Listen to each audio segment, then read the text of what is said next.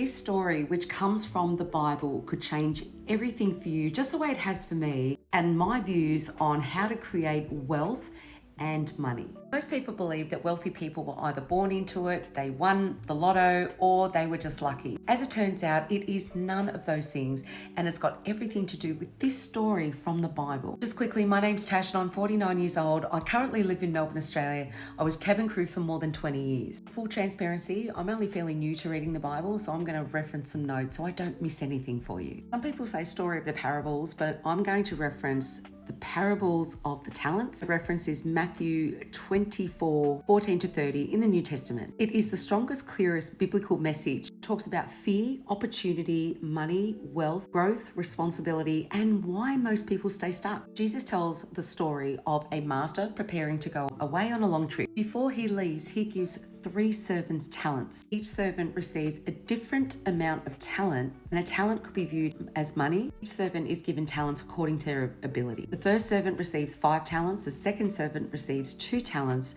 whilst the third servant received just 1. While the master is away, the first servant doubled his 5 talents to 10. The second servant doubled his 2 talents to 4. The last servant, he buried his talent out of fear because he didn't want to lose it. When the master returns, he gathers his servants around. He praises the first 2 servants for taking action and doubling what they had. He gives them more responsibility and reward as a result. The third servant, he said to his master, "Master, you'll be so proud of me. I buried it. I didn't lose it. Here it is." Because he acted out of fear, he created nothing. Master takes away that 1 talent, hands it to the servant who produced the most.